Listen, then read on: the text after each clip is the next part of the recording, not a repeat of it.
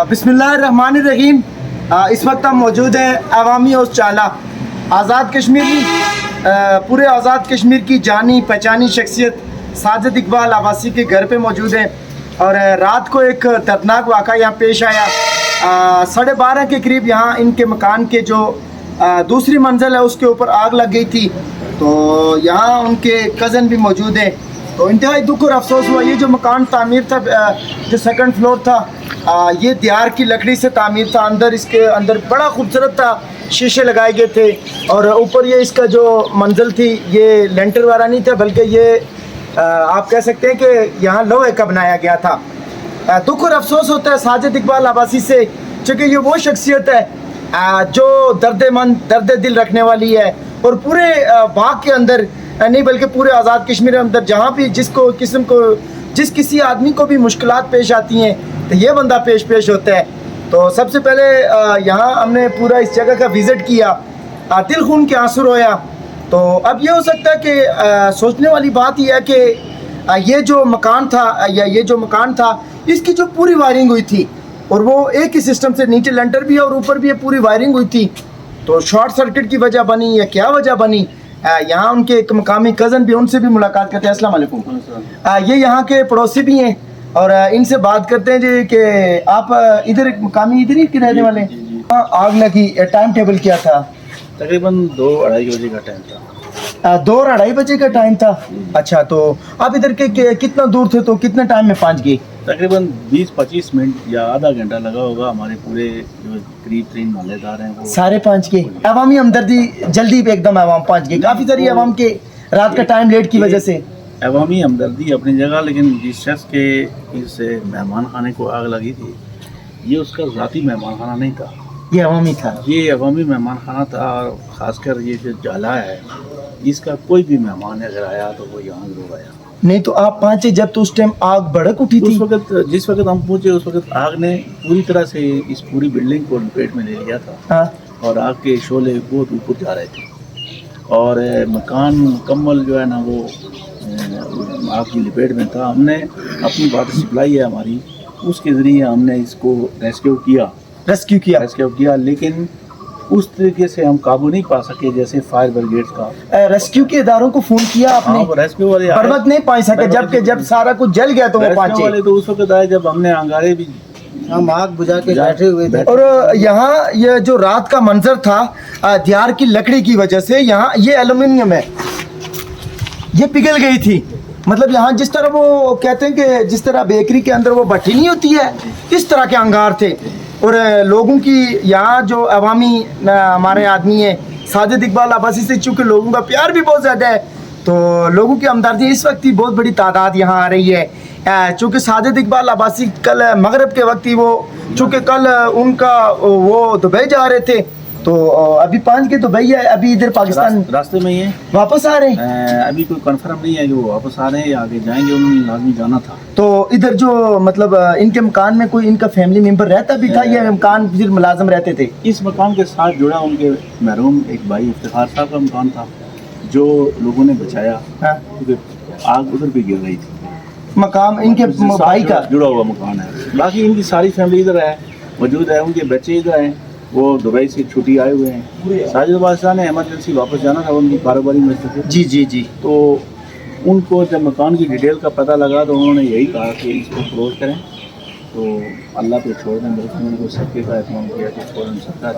माशाल्लाह।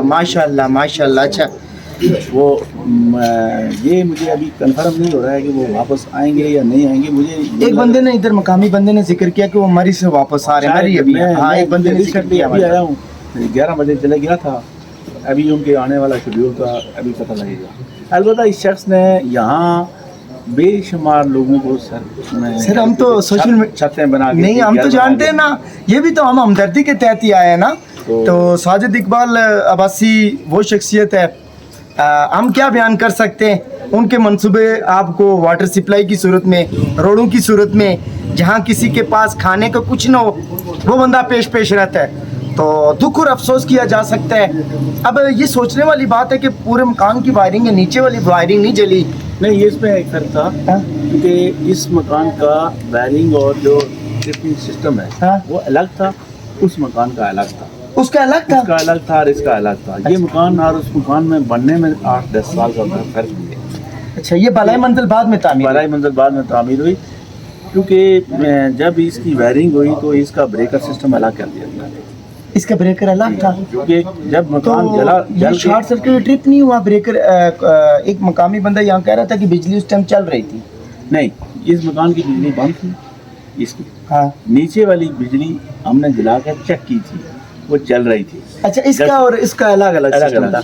अच्छा, अलबत्ता मकामी लोग अगर ना आते तो इसकी आग जो गिर रही थी वो नीचे उससे नीचे वाले फ्लोर को भी लपेट में ले लेती। क्योंकि बैक साइड से भी नीचे आ गई। ये सामने आप नजर भी दौड़ाएं तो दरख्त जल गए। नीले दरख्त, काऊ के जो नीले दरख्त है वो भी जल गए। तो इंतहाई दुख और अफसोस हुआ, हमें भी हमदर्दी पैदा हुई तो यहाँ आए, लेकिन ये देख के, ये जगह देख के रोने को दिल करता है। तो कुदरत की बस बात कर सकते हैं आप। तो साजिद इकबाल अब्बासी को अल्लाह ताला ने बहुत कुछ दिया भी हुआ है और हमदर्दी के अल्फाज ही हैं। तो बहुत दुख हुआ, ये सारे मकान जल गया। तो कोशिश ये करनी चाहिए कि एहतियात तो अब यह है कि यहाँ ट्रिप भी नहीं हुआ ब्रेकर वाला। तो मकामी लोग यहाँ अल्हम्दुलिल्लाह, जो आवाम का प्यार है ना साजिद इकबाल अब्बासी से, हम तकरीबन 20 मिनट हुए यहाँ आए हुए, लेकिन आवाम की काफ़ी तादाद आ रही है, रात से ही आ रही है। तो अभी हम 20 मिनट हुए तो यहाँ तकरीबन 35-40-50 आदमी हमने देखे कि अभी पहुँचने, मतलब आवाम की इस रात से इसी तरह तादाद आ रही है। आ रहे हैं 50-100 आदमी। हाँ, एक घंटे के बाद। ये चूँकि जब हम जाते थे ना रावलपिंडी वाला या दिरकोट साइड पे, तो ये जो मंजिल नजर आती थी यहाँ शीशा लगा हुआ था, बाहर पूरा शीशा था। एक बात यहाँ ये भी सोचने की बात है कि साजिद इकबाल अब्बासी अगर एक अवामी शख्सियत के हवाले से और ऐसे सुख रखने के हवाले से मकान के जो मेन रोड है 2 मिनट की मुसाफत पे है, तो यहाँ पे अगर इदारे बर वक्त नहीं पहुँच सके, तो जो हमारे इदारे हैं, जो आग बुझाने वाले इदारे हैं, वो अगर बर वक्त नहीं पहुँच सके, तो ये तो बड़ी सोचने वाला मकाम है कि 2 मिनट का फासला मेन रोड से।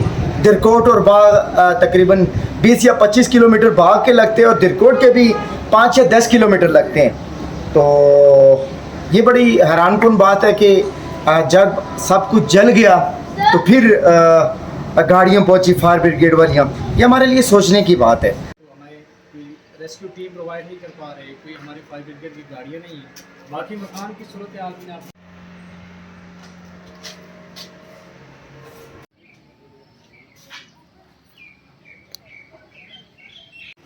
यानी कि ये चीज़